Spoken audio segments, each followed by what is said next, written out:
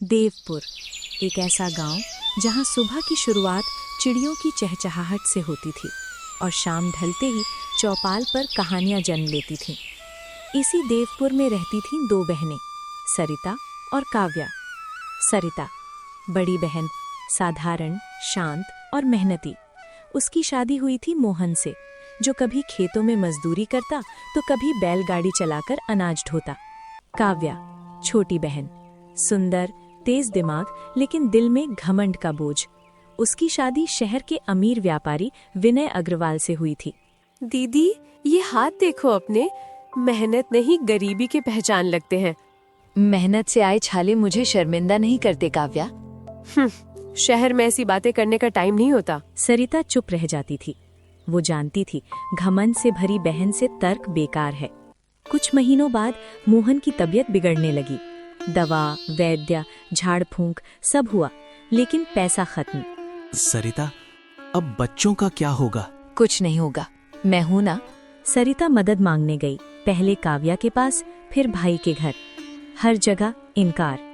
एक दोपहर देवपुर की पगडंडी पर एक बूढ़ा साधु दिखाई दिया। काव्या की हवेली से अपमान, सरिता की झोपड़ी से सम्मान। बेटी, बदले में क्या चाहती हो? मेरे पति को आशीर्वाद दे दीजिए। साधु ने दिया एक पुराना तांबे का चायदान। इससे निकलने वाली चाय तुम्हारे कर्मों का स्वाद बताएगी। अगली सुबह मोहन पूरी तरह ठीक था। कल तक जो खाट से उठ नहीं पा रहा था, आज खुद बाहर आंगन में झाड़ू लगा रहा था। सरिता हैरानी से, अरे मोहन, धीरे धीरे, कल तक तो चल भी नहीं पा रहे थे। मोहन मुस्कुराते हुए, लेकिन आज शरीर में अजीब सी ताकत है। लगता है किसी ने ऊपर से हाथ रखा है। शायद ये उसी बाबा का आशीर्वाद है। सरिता की नजर घर के कोने में रखे उस पुराने तांबे के चायदान पर पड़ी। वही चायदान जो उस रहस्यमयी साधु ने दिया था। मोहन, हमारे पास तो ऐसी चाय कभी थी ही नहीं। ये उसी बाबा का आशीर्वाद है। सरिता ने चूल्हे पर पानी चढ़ाया, पहली बार उस चाय से चाय बनाई। चाय की खुशबू पूरे आंगन में फैल गई। मोहन घूंट लेकर, सरिता, ऐसी चाय मैंने कभी नहीं पी। अगर ये सच में आशीर्वाद है तो हमें इसका गलत इस्तेमाल नहीं करना चाहिए। उसी पल सरिता ने ठान लिया, अब वो किसी के आगे हाथ नहीं फैलाएगी, मेहनत से अपनी पहचान बनाएगी। गांव की पगडंडी के किनारे बरगद के पेड़ के नीचे सरिता ने एक छोटी सी चाय की दुकान लगाई। अरे सरिता, आज क्या नया शुरू कर दिया? बस मेहनत का एक और तरीका। गांव के कुछ लोग झिझकते हुए आए, चाय पी और चुप हो गए। एक बुजुर्ग, बिटिया, ये चाय तो दिल को छू गई। दूसरा गांव वाला, ऐसा स्वाद शहर में भी नहीं मिलता। दिन ढलते ढलते सरिता की दुकान पर भीड़ लगने लगी। कोई मजदूर, कोई किसान, कोई राहगीर, सबके चेहरे पर संतोष था। उधर काव्या की हवेली में खबर पहुंच चुकी थी। क्या कहा? सरिता की चाय की दुकान? हाँ मालकिन, पूरा गांव वहीं बैठा रहता है। कल तक जो मेरे सामने हाथ फैलाती थी, आज वो गांव की पसंद बन गई। काव्या के अंदर जलन की आग सुलग उठी। काव्या छुपकर बरगद के पेड़ के पास आई। दूर से सरिता की दुकान देखी। इतनी भी क्या खास चाय है? उसने देखा कि सरिता खुद हर कुल्हड़ धोती, पानी साफ रखती और चाय खुद बनाती। कहीं कोई मिलावट नहीं। रात को काव्या बेचैन थी। कन्हैया, अगर वो बीमार पड़ जाएं तो क्या होगा? मालकिन, ये खतरनाक है। मुझे सिर्फ तरीका बताओ। कन्हैया चुप रहा, लेकिन उसकी आंखों में डर साफ झलक रहा था। अगली सुबह सरिता ने चाय की केतली चढ़ाई। गांव वाले हमेशा की तरह आने लगे, लेकिन दूर खड़ी काव्या कुछ सोच रही थी। उसकी नजर सरिता की केतली पर टिकी थी। सरिता ने रोज की तरह सुबह सुबह दुकान खोली। केतली चूल्हे पर चढ़ी, पानी उबलने लगा। सरिता खुद से, आज कुछ अलग सा मन है, जैसे कोई अनहोनी आने वाली हो। मन का वहम है सरिता, चाय बनाओ, आज तो बहुत लोग आएंगे। सरिता मुस्कुरा दी, लेकिन उसके मन की हलचल थमी नहीं। चाय, भीड़ और भरोसा।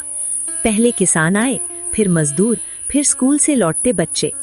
एक किसान, बहन, आज की चाय कुछ ज्यादा ही मजेदार है। मेहनत से बनी चाय है भैया। सब कुछ सामान्य लग रहा था, लेकिन दूर खड़ी काव्या सब कुछ देख रही थी। उसके हाथ में एक छोटा सा कपड़े में बंधा पाउच था। दोपहर के समय जब दुकान पर भीड़ कुछ कम हुई, सरिता पास की नल से पानी भरने चली गई। मोहन अकेले रह गए। सरिता, जल्दी आना। यही वो पल था जिसका काव्या इंतजार कर रही थी। वो धीरे धीरे आगे बढ़ी। चारों तरफ देखा, कोई नहीं। आज नहीं तो कभी नहीं। उसने केतली के ढक्कन को बहुत हल्के से उठाया, पाउच खोला और एक चुटकी पाउडर केतली में डाल दिया। कुछ देर में सरिता लौट आई। मोहन, पानी भरने में देर हो गई। कोई बात नहीं, ग्राहक तो बैठे ही हैं। चाय फिर से परोसी गई। सबने पी। शुरुआत में कुछ नहीं हुआ। शाम ढलने लगी। तभी एक मजदूर अचानक पेट पकड़कर बैठ गया। अरे, पेट में तेज दर्द हो रहा है। क्या हुआ? तुम ठीक तो हो? थोड़ी देर में एक और आदमी उल्टी करने लगा। अरे भाई, मेरा भी सिर घूम रहा है। दुकान पर अफरा तफरी मच गई। कुछ लोग घर की ओर भागे, कुछ वहीं बैठ गए। सरिता रोते हुए, ये कैसे हो सकता है? मेरी चाय मैं कभी गंदी चीज नहीं डालती। शांत रहो, पहले सबको पानी पिलाओ। सरिता के हाथ कांप रहे थे। उसके मन में एक ही सवाल गूंज रहा था, क्या मेरी वजह से गांव वाले बीमार पड़ गए? उधर काव्या दूर से ये सब देख रही थी। उसके चेहरे पर पहले संतोष, फिर डर। इतना असर होगा ये मैंने नहीं सोचा था। वो चुपचाप वहां से लौट गई।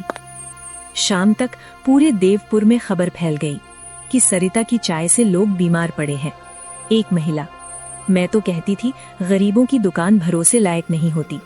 दूसरा आदमी, लेकिन सरिता तो ऐसी नहीं है। सभी के चेहरे पर उलझन थी। सच्चाई कहाँ थी और कौन था जिसने गांव को हिला दिया? रात को सरिता दुकान बंद कर घर बैठी थी। आंखों से आंसू रुक नहीं रहे थे। मोहन, अगर मेरी वजह से किसी को कुछ हो गया तो मैं खुद को माफ नहीं कर पाऊंगी। सच सामने आएगा, मुझे तुम पर भरोसा है। सरिता ने पहली बार उस तांबे के चायदान को डर की नजर से देखा। उसी रात एक बुजुर्ग गांव वाले ने सरिता के घर आकर कहा, बिटिया, आज मैंने कुछ देखा है। क्या देखा काका? दोपहर में तुम्हारी बहन काव्या केतली के पास खड़ी थी। सरिता के पैरों तले जमीन खिसक गई।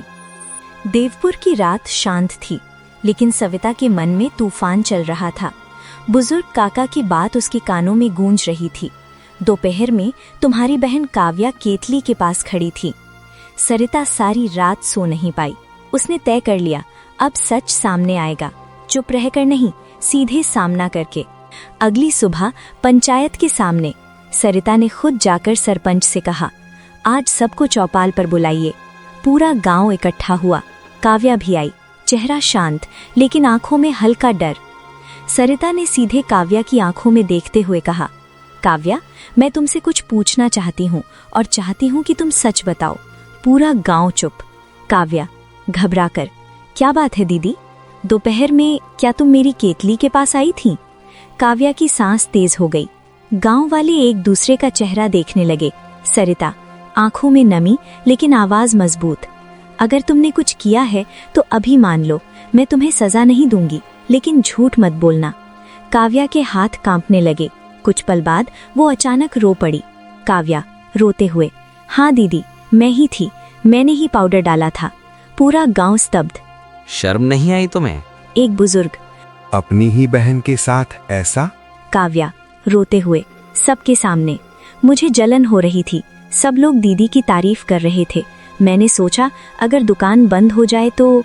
वो जमीन पर बैठ गई। मैंने कभी नहीं सोचा था कि लोग बीमार पड़ जाएंगे। मैं बस हार नहीं मान पा रही थी। सबको लगा अब सविता गुस्से में फट पड़ेगी, लेकिन सरिता आगे बढ़ी। उसने काव्या को उठाया। गलती बहुत बड़ी है, लेकिन उससे भी बड़ी है उसे मान लेना। फिर सरिता ने गांव वालों से कहा, आज अगर मैं अपनी बहन को सजा दिलवाऊं तो शायद कानून जीत जाएगा, लेकिन हमारा परिवार हार जाएगा। पूरा गांव शांत।